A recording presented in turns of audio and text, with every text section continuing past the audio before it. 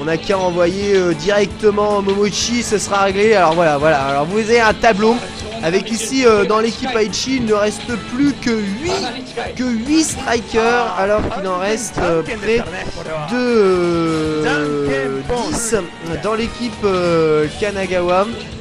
Donc c'est dangereux, mais il y a du goût, il y a Mega Tyson, Rikuson, Dynama, King Devil, Mochi, wow.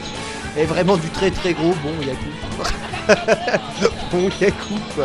On peut pas avoir l'équipe parfaite, hein, évidemment. Enfin, c'est comme ça, ce sont des choses qui arrivent. C'est pas grave, On veut pas couper. Regardez ces salles remplies de bornes là, regardez-moi ça. Il y en a des rangées tout entières là, des 2 bornes. Voilà, avec des mecs qui dosent toute la journée là-dessus.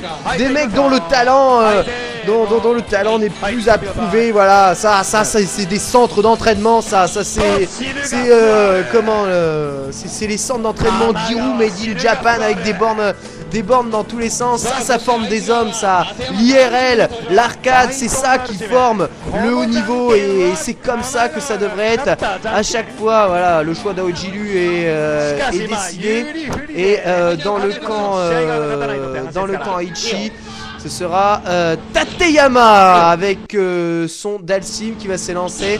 Alors après ce petit point de règlement réglé, nous avons à présent l'affiche du prochain match. Tateyama, Dalsim, 59% de ratio de victoire face à ce qui était encore il y a quelques temps le meilleur boxeur japonais, Aojilu Gaël. Immense joueur avec ici son boxeur vert face à Tateyama. Allez, c'est parti, on reprend Aichi versus Kanagawa, Tateyama versus Aojilu Gaël. Turnaround punch pour se rapprocher, l'arrière medium punch malheureusement qui ne fait pas entière.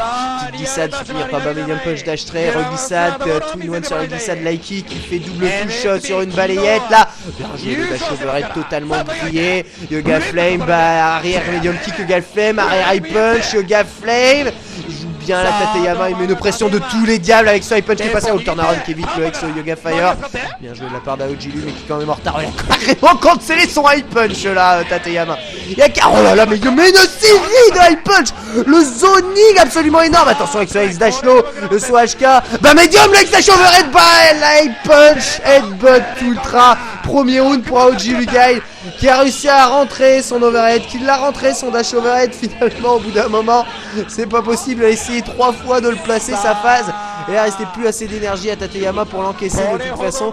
En plus que plus Aojilu Gaël perd d'énergie, plus son ultra rentrable. Oh, regardez ça du Tower pour éviter le turnaround punch, c'est tout simplement superbe. Et Tateyama qui réinstalle le zoning, arrière medium punch, coup ça passe, instant overhead, on protège le dash trait, immédiatement repousse avec un arrière medium kick et la super est chargée. Il joue bien Tateyama, il joue bien, le ex Yoga Fire, instant air téléport, fini par high punch. Les points de décalage, il faut se sortir du pressing, soit HK arrière à light kick, ex dash upper, enchaînement de light headbutt stun, soit high punch, bas medium punch, headbutt, il garde son ultra boxeur. Ça sert à rien de l'utiliser là, j'espère que ça va pas lui coûter le match, mais en bas medium punch, ex dash trait. C'est terminé, voilà, Aojilu Gaël qui s'impose et qui nous sort Tateyama de façon assez sévère, mais bon, Tateyama a fait malheureusement l'erreur de toucher le sol. C'est quoi ce jeu là, sérieux? C'est quoi ce jeu là où t'as des persos, tu touches le sol, tu peux plus gagner? Moi je suis pas d'accord avec ça. J'en ai marre. En tant que joueur de Clos, je vais fonder comment le syndicat clotière. On regroupera tous les lotières de Street Fighter 4. Et on ira se plaindre de ne pas posséder des trous reversal pour nous sortir des pressings de façon relativement gratos. De ne pas posséder d'alpha counter ou de break CD pour repousser quelqu'un quand on a trouvé la bonne solution et qu'on a gardé le truc, quitte à gaspiller 2 barres. Je sais pas, une saving counter, oh ça serait facile à faire, sérieux.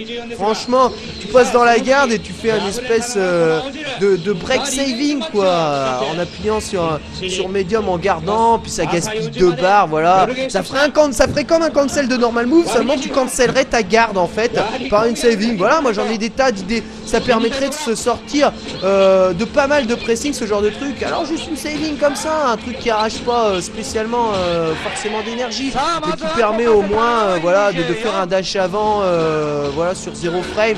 et ensuite de sortir du point quoi, que ce soit un peu plus tranquille. Allez, le prochain match va opposer Y24 qui va jouer Johnny face à OG Lugail qui s'y envoie le smash au travers du Kikoken, la chope pas la relever. Y24 il regarde évidemment, on essaye d'éviter le pif, le backdash pour éviter le cross-up kick de Chun-Li. Il a pris un Zanshu à l'équipe Exekuki avec Ojilu qui lutte maintenant en retard énergie, le turnaround punch qui fait counter hit. Ah, c'est pas possible ça, qu'est-ce que ça fait mal ce genre de truc là.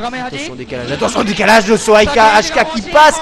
Bah light punch décalage rien du tout puisque décalage ex spinning bird pardon en plein dans la tête. Le medium ex dash trait, le swipe punch qui a évité le Zanshu. Y24 qui peut reprendre un tout petit peu d'air. Attention cela dit, retard énergie, turnaround punch c'est gratuit, quasiment ça gratte un tout petit peu l'adversaire, double touche entre deux balayettes qui donne évidemment l'avantage à OG Lugail. Premier round pour OG Lugail. Attention, c'est vraiment un gros client à OG Lu, il faudrait envoyer du lourd là face à lui parce que sinon il va creuser un écart de fou. Y24 c'est pas mal, ça commence à être pas mal mais il faudrait pas qu'il passe à côté de son match. Voilà le high punch, ça c'est un round comme il devrait se passer plus. Le dash low qui est passé avec ce spinning bird à la relevée qui refroidit un tout petit peu les ardeurs de OG Lu qui ici est en train de chercher le coulo avec ici l'enchaînement parfaitement gardé, la déchoppe de la part d'OG Lugail. Balayette dans la garde, H kick dans la garde, on se regarde, on s'observe, le décalage balayette, oh là ça c'est le genre de truc. Il y a une petite jump cross-up de la part d'OG Lu, ça sert à rien avec Boxer ce genre de phase là, c'est juste un saut raté inutile et totalement safe. Et bah oui, la chope dans le dash tray qui vient de nulle part. Voilà, bah ça c'est parce que ça vient de loin. Balayette dans le turnaround punch, crossover kick Exekuki kick dans la garde. Attention à ces balayettes là, il en a mis plein et turnaround punch qui pleuve. OG Lugail qui l'utilise particulièrement bien. Turnaround punch puni par balayette, à trop l'utiliser évidemment se fait punir à Zanshu overhead, bien joué. Y'a rien à dire.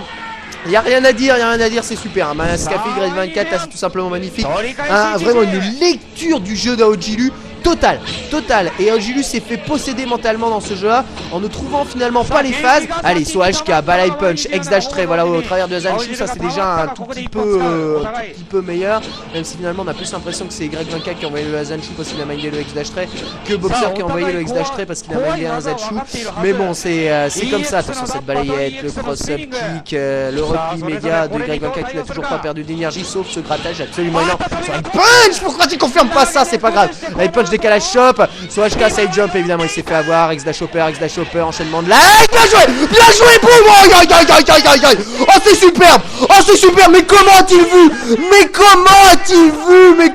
a-t-il vu cela? Y24 qui envoie l'ultra dans la tentative de reset de Boxer. Oh aïe, tout simplement super. Y24 qui chope le X dash hopper, c'est pas possible combien de fois il a chopé le X dash hopper d'OG Lugail, il est en difficulté maintenant.